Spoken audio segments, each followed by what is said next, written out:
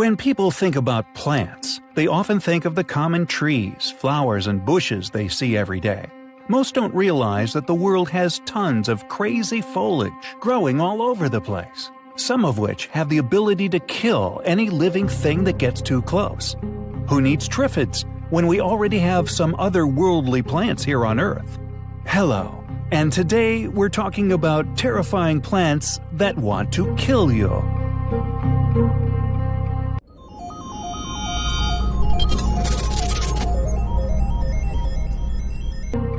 Venus flytrap.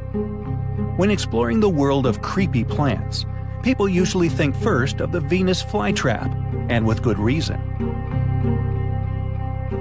Native to North and South Carolina, these bizarre-looking carnivores like to sit and wait for their prey to land or crawl onto their leaves, which are actually toothy, gaping maws. Once the victim is in place, the flytraps clamp their mouths down and begin digesting their feast with enzymes strong enough to dissolve human flesh, according to carnivorous plant enthusiast Barry Rice. Unlike the sarlacc, flytraps don't take millennia to digest their meals, only about 10 days, making it slow and painful nonetheless. Fortunately, Dianae muscipula don't grow as large as the one in Little Shop of Horrors, unless science finally steps up to this issue. Still, its diminutive size is probably why this plant doesn't have as big an appetite as this next customer. Nepenthes attenboroughi. Discovered in 2000, the Nepenthes attenboroughi, or Attenborough's pitcher plant, is a bit more ravenous than other carnivorous plants. While most meat-eating plants resign themselves to insects and arachnids, the pitcher plant craves mice and shrews, according to the BBC. Being a pitcher, the plant collects water during rains. When rats and other vermin, and even birds, peek their heads in to take a sip, the Philippine plants slap down their lids, trapping their unlucky yet juicy quarries in their football-sized traps and begin dissolving them. New York City's officials ought to figure out a way to cultivate some of these to take care of that rat problem they're always talking about. Dendrocnide excelsa. Dendrocnide excelsa, or the giant stinging bush, looks like any other plant, and that's where its otherworldliness comes from. It's learned how to camouflage itself so it doesn't stand out. Herein lies its treachery.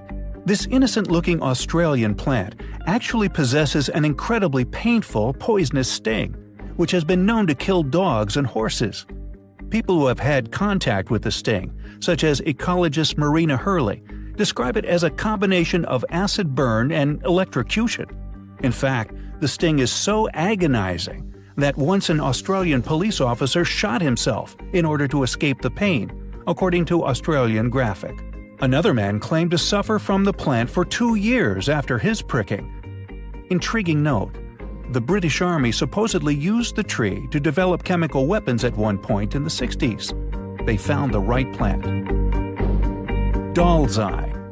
The Actaea pachypoda, or doll's eyes, looks like a demon out of some Japanese horror movie, despite the fact that it's an all-American plant.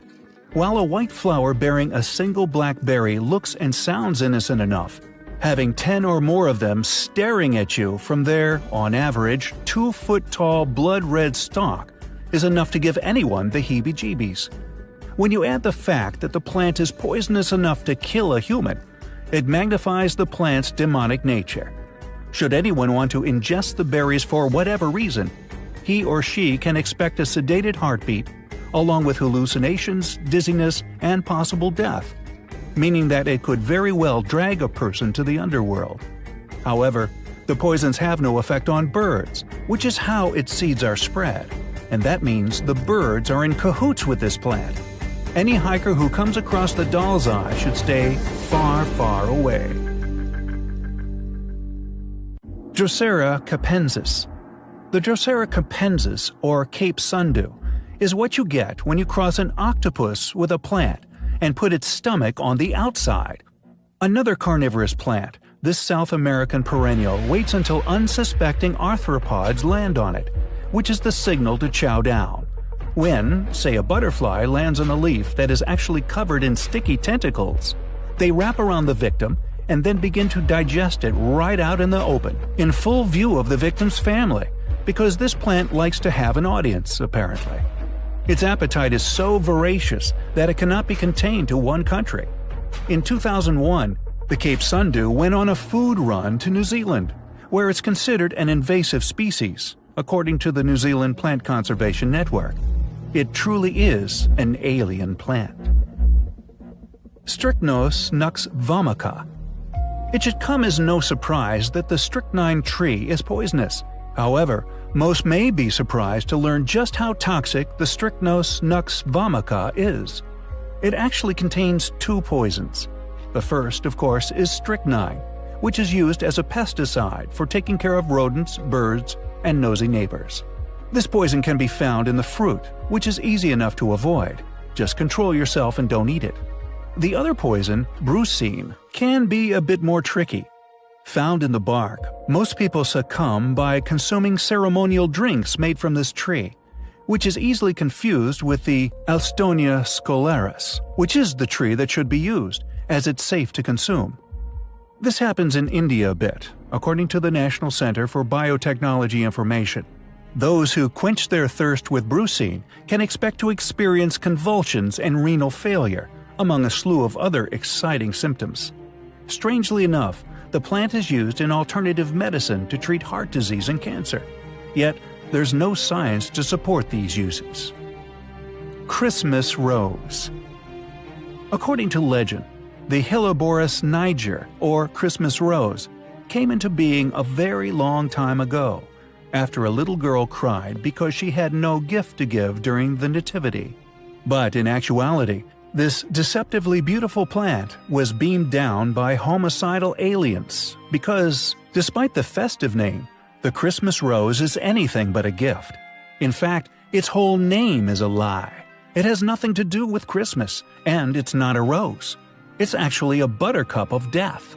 Should anyone ingest it, like on a dare, that person can look forward to burning sensations in the throat, mouth, and eyes, as well as gastroenteritis and hematemesis. For those who don't know, is vomiting up blood. Hey, blood is red, and red is a Christmas color, so maybe that, along with the green of the stem, is where the name Christmas rose comes from. Regardless, this is probably not a great stocking stuffer. Stick with chocolate oranges or